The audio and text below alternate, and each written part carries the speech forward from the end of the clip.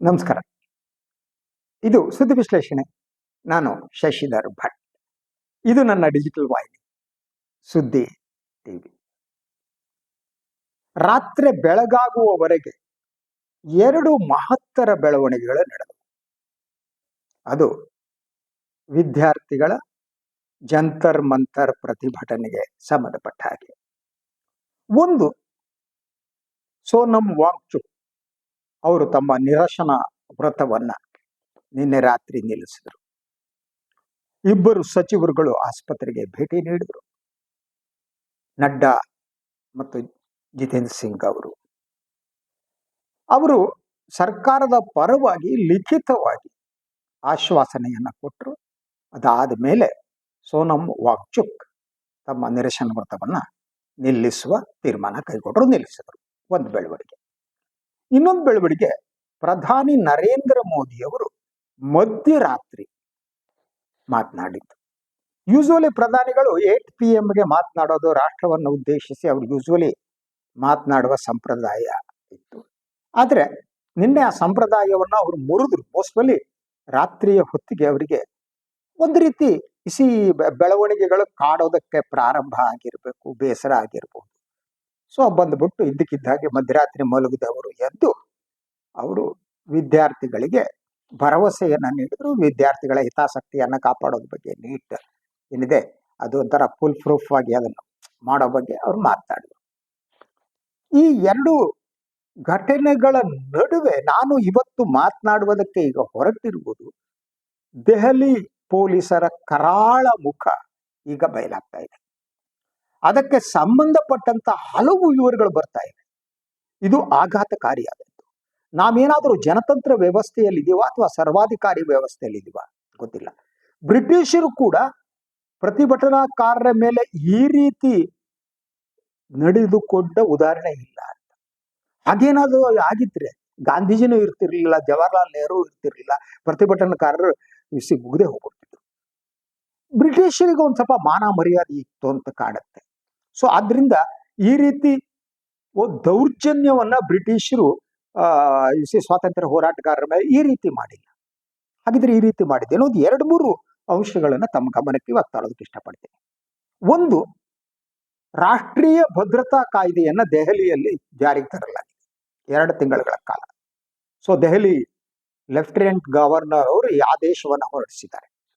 ಅದರ ಪ್ರಕಾರ Delhi cannot place, Jantar Mantar ಮೊದಲಾದ ಪ್ರದೇಶ ಏನಿದೆ ಅದು ರಾಷ್ಟ್ರೀಯ ಭದ್ರತಾ ಕಾನೂನಿನ ಅಡಿಗೆ ಬರುತ್ತೆ. ಈ ರಾಷ್ಟ್ರೀಯ ಭದ್ರತಾ ಕಾನೂನು ನಿಮಗೆ ಗೊತ್ತಿರಬಹುದು, ಇದು ಯೂಶುವಲಿ ಜಮ್ಮು ಮತ್ತು ಕಾಶ್ಮೀರದಲ್ಲಿ, ಈಶಾನ್ಯ ರಾಷ್ಟ್ರಗಳಲ್ಲಿ, ಈಶಾನ್ಯ ರಾಜ್ಯಗಳಲ್ಲಿ ಜಾರಿಯಲ್ಲಿ ಬರುವಂತಹದ್ದು. ಅಂದ್ರೆ ಈ ಎಲ್ಲಿ ರಾಷ್ಟ್ರೀಯ ಭದ್ರತಾ ಕಾನೂನು ಎಲ್ಲಿ ಜಾರಿಗೆ ಬರುತ್ತೋ ಅಲ್ಲಿ ಯಾರನ್ನಾರು ಬಂಧಿಸಿದರೆ 1 ವರ್ಷಗಳ ಕಾಲ ಯಾವುದೇ ಕಾರಣ ಇಲ್ಲದೆ ಅವರು ಜೈಲಲ್ಲಿ ಇಟ್ಕೋಬಹುದು. ಅಂದ್ರೆ ದೆಹಲಿಯಲ್ಲಿ ಪ್ರತಿಭಟನಾ ನಿರತರಾಗಿರುವಂತಹ ವಿದ್ಯಾರ್ಥಿಗಳ ಮೇಲೆ NSA ಹಾಕಿ ಅವರನ್ನ ಕನಿಷ್ಠ 1 ವರ್ಷಗಳ ಕಾಲ ಜೈಲಿಗೆ ಅಟ್ಟುವ ಒಂದು ಯತ್ನ ಇದೆ. ಇದರ ಜವಾಬ್ದಾರಿ ಗೃಹ ಸಚಿವರು ತಗೋಬೇಕು. ವಿದ್ಯಾರ್ಥಿಗಳು ಮತ್ತು ಉಗ್ರಗಾಮಿಗಳ ನಡುವೆ ವ್ಯತ್ಯಾಸ ಇಲ್ವಾ? ಜಮ್ಮು ಮತ್ತು ಕಾಶ್ಮೀರದ ಗಡಿ ಪ್ರದೇಶ, ಪಾಕಿಸ್ತಾನದ ಗಡಿ, ಅಲ್ಲಿ ಇನ್ಫಿಲ್ಟ್ರೇಟರ್ಸ್ ಬರ್ತಾರೆ, ಉಗ್ರಗಾಮಿಗಳು ಬರ್ತಾರೆ, ಕ್ಯಾನ್ ಅಂಡರ್ಸ್ಟ್ಯಾಂಡ್. ದೆಹಲಿಯಲ್ಲಿ ಈ ರೀತಿ NSAಯನ್ನ ಜಾರಿಗೆ ತಂದ ಉದ್ದೇಶ ಏನು ಅಂದ್ರೆ, ವಿದ್ಯಾರ್ಥಿಗಳ ಬಗ್ಗೆ ಇವರು ಏನು ಬಹಿರಂಗವಾಗಿ ಕಳವಳವನ್ನ ವ್ಯಕ್ತಪಡಿಸ್ತಿದ್ದಾರೆ, ಅವರ ಬಗ್ಗೆ ಅವರ ಹಿತಾಸಕ್ತಿಯನ್ನ ಕಾಪಾಡ್ತೀವಿ ಅಂತ ಹೇಳ್ತಿದಾರಲ್ಲ, ಅದೆಲ್ಲವೂ ಕೂಡ ಮೊಸಳೆಯ ಕಣ್ಣೀರು. ಒಂದು ಕಡೆ ವಿದ್ಯಾರ್ಥಿಗಳನ್ನು ಎದುರಿಸಲಾಗದ ನಿಸ್ಸಹಾಯಕತೆ, ಅದರ ನಡುವೆ ವಿದ್ಯಾರ್ಥಿಗಳನ್ನ ಭಯಗ್ರಸ್ತವನ್ನಾಗಿ ಮಾಡುವ ಒಂದು ಯತ್ನ. ಇವು 2 ಕೂಡ ನೋಡ್ಬೋದು NSA ಜಾರಿಗೆ ತರಲಾಗಿದೆ. ಸೊ ಜಮ್ಮು ಕಾಶ್ಮೀರದಲ್ಲಿ NSA ಇದೆ, ಅಲ್ಲಿ ಹಲವರನ್ನ ಜೈಲಿಗೆ ಅಟ್ಟಿ ಓಕೆ, ಅವ್ರ ಉಗ್ರಗಾಮಿಗಳು ಬಂದಿರ್ಬೋದು, ಇನ್ನೊಂದಿರ್ಬೋದು, ವರ್ಷಗಟ್ಟಲೆ ಅವ್ರನ್ನ ಜೈಲಿಗೆ ಇಟ್ಟಿರ್ಬೋದು. ಆದರೆ ವಿದ್ಯಾರ್ಥಿಗಳನ್ನ, ಪ್ರತಿಭಟನಾ ನಿರತ ವಿದ್ಯಾರ್ಥಿಗಳನ್ನ ನೀವು ಜೈಲಿಗೆ ಕಳ್ಸಕ್ಕೆ ಹೊರಟಿರ್ತೀರಿ. ಒಂದು. ಸೊ 2ನೇದು, ಪೆಲೆಟ್ ಗನ್ ಬಳಕೆ ಏನಿದೆ ಆ ಬಳಕೆ ಈಗ ಸಾಬೀತಾಗಿದೆ. ಮೊದಲು ದೆಹಲಿ ಪೊಲೀಸರು ಸುಳ್ಳು ಹೇಳಿದರು, ಪೆಲೆಟ್ ಗನ್ ಬಳಸಲೇ ಇಲ್ಲ ನಾವು, ಏನು ಮಾಡಿಲ್ಲ, ಬರೀ ಲಾಠಿ ಎತ್ತ. ಲಾಠಿ ಬಗ್ಗೆನೂ ಬರ್ತೀನಿ, ಲಾಠಿ ಇನ್ನು ಕೆಲವು ಅಂಶಗಳು ಹೊರಗಡೆ ಬಂದಿವೆ. ಆದ್ರೆ ನಿನ್ನೆ ಯು ಸಿ ದಟ್ ರಾಷ್ಟ್ರೀಯ ಇಂಗ್ಲಿಷ್ ವಾಹಿನಿ ಒಂದು ಈ ಪೆಲೆಟ್ ಗನ್ ಅನ್ನ ಬಳಸದ ಬಗ್ಗೆ ಪ್ರತಿಭಟನಾಗಾರರ ಮೇಲೆ ಸಾಕ್ಷ್ಯ ಸಮೇತವಾಗಿ ಈ ಪೊಲೀಸರ ಸುಳ್ಳನ್ನ ಬಹಿರಂಗಪಡಿಸಿದೆ. ದೆಹಲಿ ಪೊಲೀಸರ ಸುಳ್ಳು. ದೆಹಲಿ ಪೊಲೀಸರು ಅಂದ್ರೆ ಅವರು ಅಮಿತ್ ಶಾ ಅವರ ಪಡೆ, ಗೃಹ ಸಚಿವರ ಕೆಳಗಡೆ ಬರ್ತಾರೆ. ಸೊ ಆದ್ರಿಂದ ಈ ಅಮಿತ್ ಶಾ ಅವರ ಪಡೆ ಹೇಳಿರುವ ಸುಳ್ಳನ್ನ ನಿನ್ನೆ ಬಹಿರಂಗಪಡಿಸಲಾಯಿತು. ಅದರ ಪ್ರಕಾರ ಪೆಲೆಟ್ ಗನ್ ಬಳಸಿದ ಒಬ್ಬ 19 ವರ್ಷದ ವಿದ್ಯಾರ್ಥಿ ಇದೆಯಲ್ಲ, ಆತನ ಕಣ್ಣಿಗೆ ಗಾಯ ಆಗಿದೆ, ಮೈಮೇಲೆ ಗಾಯ ಆಗಿದೆ. ವೈದ್ಯಕೀಯ ವರದಿಗಳೇನಿವೆ ಆ ವರದಿಗಳು ಬಹಳ ಸ್ಪಷ್ಟವಾಗಿ ಲೋಹದ ಕಣಗಳಿರುವ ಗಾಯಗಳನ್ನ ಉಲ್ಲೇಖಿಸಿವೆ. ಅಂದ್ರೆ ಡಾಕ್ಟರ್ ಕೊಟ್ಟಿರುವಂತಹ ಈವನ್ ಡಾಕ್ಟರ್ ವರದಿ ಕೂಡ ಮಾಧ್ಯಮದಲ್ಲಿ ಬಂತು. ಅವರ ಮೈ ಮೇಲಿರುವ ಗಾಯ ಏನ್ ತೋರಿಸ್ತಾ ಇದೆ ಅಂತಂದ್ರೆ ಆ ಗಾಯದ ಮೇಲೆ ಲೋಹದ ಕಣಗಳಿವೆ. ಅಂದ್ರೆ ಅದು ಪೆಲೆಟ್ ಗನ್ನನ್ನ ಬಳಸಿ. ಪೆಲೆಟ್ ಗನ್ ಅಂದ್ರೆ ಬಹಳ, ಅದಕ್ಕೆ ನೀವು ಕಿರುಗುಂಡು ಅಂತ, ಕಿರುಗುಂಡು ಅಂದ್ರೆ ಸಣ್ಣ ಗುಂಡು ಅಂತ ಅರ್ಥ.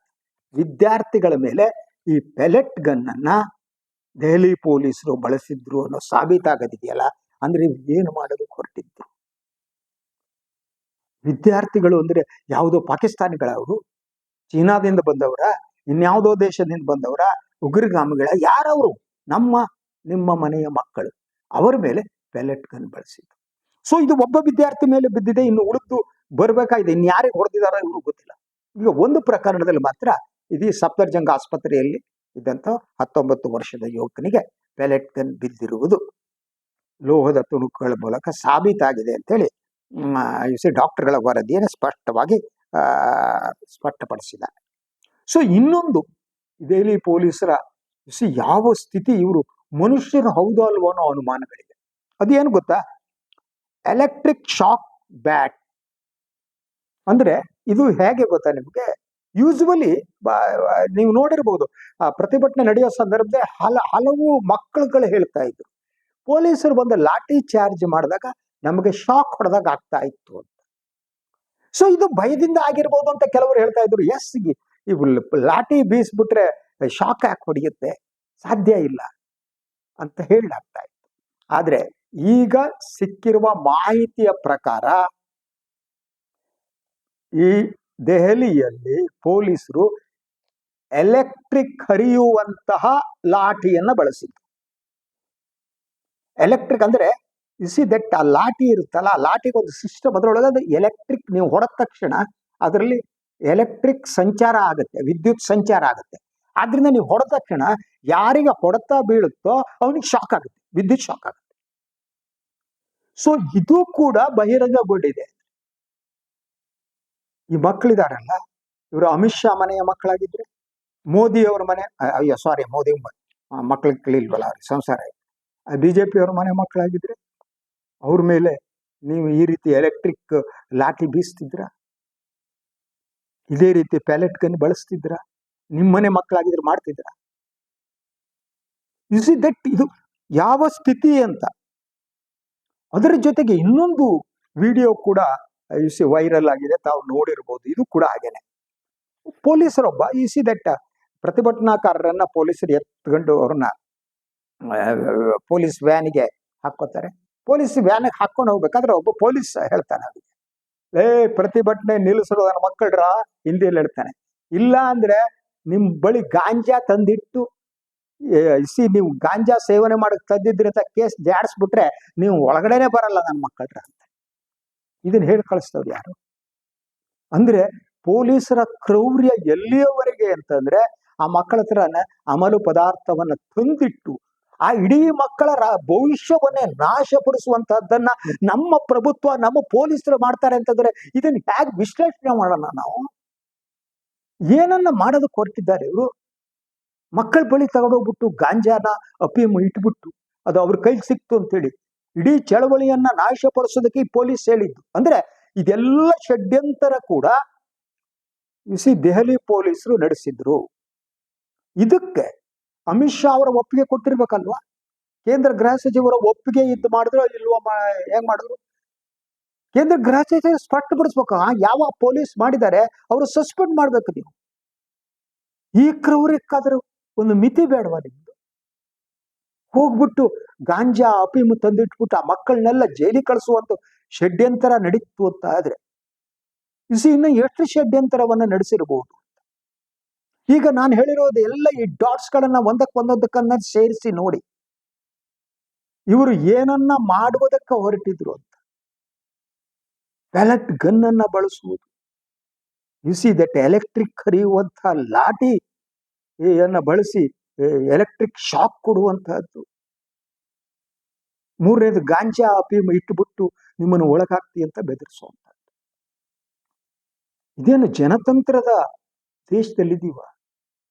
ಬ್ರಿಟಿಷರು ಕೂಡ ಇಂತಹದ್ದು ನಡೆಸಿರ್ಲಿಕ್ಕಿಲ್ಲ. ಅವ್ರು ಯಾರನ್ನೋ ತಗೊಂಡೋಗಿ ಕರಿನೀರ್ನ ಇದನ್ನ ಹಾಕಿದರೆ ಎಲ್ಲ ಅಂಡಮಾನದಲ್ಲಿ ಇಟ್ಟಾಗ ಏನೋ ಮಾಡಿರಬಹುದೇ. ಬಟ್ ಉಳಿದಂತೆ ಯಾವ ಚಳವಳಿ ನಡೆಸುವವರನ್ನ ಈ ಬ್ರಿಟಿಷರು ಕೂಡ ಈ ರೀತಿ ನಡೆಸಿಕೊಂಡಿಲ್ಲ. ಆದ್ರೆ ಇದನ್ನ ನಮ್ಮ ಸರ್ಕಾರ ಮಾಡ್ತಾ ಇದೆ. ಮೇಲ್ಗಡೆ ಮೊಸಳೆಯ ಕಣ್ಣೀರನ್ನ ಸುರಿಸ್ತಾ ಹೋಗೋದು. ಮೊಸಳೆಯ ಕಣ್ಣೀರೇ ಮಧ್ಯರಾತ್ರಿ ಬಂದ್ಬಿಟ್ಟು ಇದ್ದಕ್ಕಿದ್ದಾಗ ನಿದ್ರೆಯಿಂದ ಎದ್ದ ಬಂದಾಗೆ, ಮಧ್ಯರಾತ್ರಿ ಜ್ಞಾನೋದಯ ಆದ ಹಾಗೆ ಬಂದ್ಬಿಟ್ಟು ಸೆಲ್ಫಿ ತೆಗೆದುಬಿಟ್ಟು ಬಿಡುಗಡೆ ಮಾಡೋದು. ಆದ ತಕ್ಷಣ ಎಲ್ಲರೂ ಆ ಸೆಲ್ಫಿಯ ಬಗ್ಗೆ ಇವತ್ತು ಡಿಸ್ಕಷನ್ ನಡೆಸ್ತಾ ಇರ್ಬೇಕು. ಈ ವಿಚಾರಗಳ ಬಗ್ಗೆ ಡಿಸ್ಕಷನ್ ನಡೆಸಕೂಡದು ಅಂತ. ಸೊ ಇದು ಎಂಥ ಅಪಾಯಕಾರಿಯಾದ ಪರಿಸ್ಥಿತಿ ನೋಡಿ. ಸೊ ನಾನು ನಿಮ್ಗೆ ಹೇಳ್ತಾ ಇದ್ದೆ NSA ಬಗ್ಗೆ ಏನಾಗುತ್ತೆ ಅನ್ನೋ ಸ್ವಲ್ಪ ಡೀಟೇಲ್ಸ್ ತಂದಿದ್ದೀನಿ ನಾನು, ಆಯ್ತಾ? ಇದು ಹೇಗೆ ಅಂತ ಅಂದ್ರೆ ಏನು ಮಾಡ್ಬೋದು ಅನ್ನೋ ಡೀಟೇಲ್ಸ್. ಒಂದು, ಈ NSA ಜಾರಿಗೆ ಬಂದಿರುವುದರಿಂದ ದೆಹಲಿಯಲ್ಲಿ ಯಾವುದೇ ಒಬ್ಬ ವಿದ್ಯಾರ್ಥಿಯನ್ನ ನೀವು ಆರೋಪ ಪಟ್ಟಿ ಸಲ್ಲಿಸದೆ ಅವರನ್ನ ಬಂಧನ ಮಾಡ್ಕೊಂಡ್ಬರ್ಬೋದು.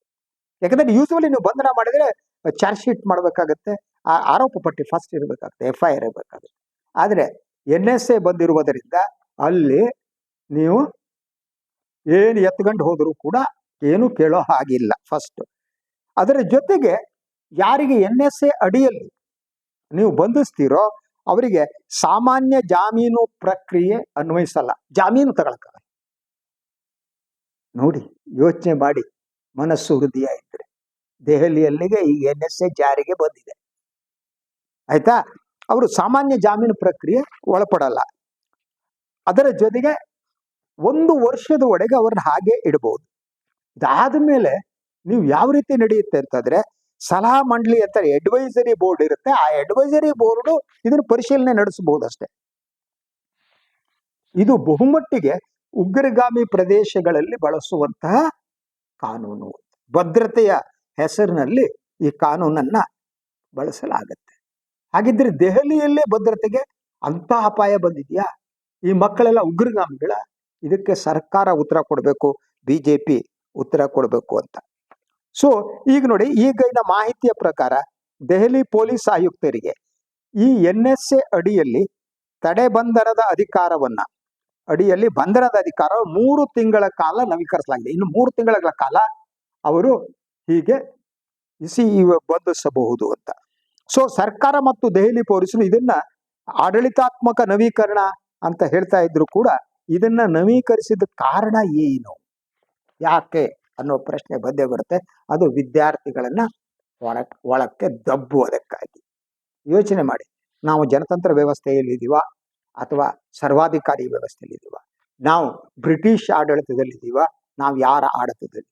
ದೇಶ ಎತ್ತ ಸಾಗ್ತಾ ಇದೆ? ಇದು ಪ್ರತಿಯೊಬ್ಬರು ಕೂಡ ಯೋಚನೆ ಮಾಡಬೇಕಾದಂತು. ಇವತ್ತು ವಿದ್ಯಾರ್ಥಿಗಳ ಮೇಲೆ NSA ನ್ಯಾಷನಲ್ ಸೆಕ್ಯೂರಿಟಿ ಆಕ್ಟ್ ಅನ್ನ ಹಾಕತ್ತೆ ಒಂದು ಸರ್ಕಾರ ಅಂದ್ರೆ, ನಾಳೆ ಯಾರೋ ಸಾಮಾನ್ಯ ಜನರ ಮೇಲೂ ಕೂಡ ಅದನ್ನ ವಿಸ್ತರಿಸಾಕ್ಬಹುದು. ತಮ್ಮ ವಿರುದ್ಧ ಯಾರು ಧ್ವನಿಯನ್ನ ಎತ್ತಾರೆ ಅವ್ರನ್ನೆಲ್ಲ NSA ಮೂಲಕ ಬಡಿದು ಒಳಗಾಕ್ಬಿಟ್ರೆ 1 ವರ್ಷ ಮುಗಿತದೆ. ಸೊ ಇಂಥ ಅಪಾಯಕಾರಿ ಪರಿಸ್ಥಿತಿ ಅಂತ ಹೇಳ್ತಾ, ಇದು ಇವತ್ತಿನ ಸುದ್ದಿ ವಿಶ್ಲೇಷಣೆ. ಇನ್ನೊಂದು ವಿಚಾರದ ಮತ್ತೆ ಬರ್ತೀನಿ. ನಾನು ಲೈಕ್ ಮಾಡಿ, ಸಬ್ಸ್ಕ್ರೈಬ್ ಮಾಡಿ, ಬೆಲ್ ಐಕಾನ್ ಪ್ರೆಸ್ ಮಾಡೋದಕ್ಕೆ ಮರಿಬೇಡಿ. ಹಾಗೇನೆ ಸಾಧ್ಯ ಆದರೆ ಸಹಾಯ ಮಾಡಿ. ಸ್ವತಂತ್ರ ಪತ್ರಿಕೋದ್ಯಮವನ್ನು ಉಳಿಸಿ ನನ್ನನ್ನು ಆಶೀರ್ವದಿಸಿ. ಎಲ್ಲರಿಗೂ ನಮಸ್ಕಾರ.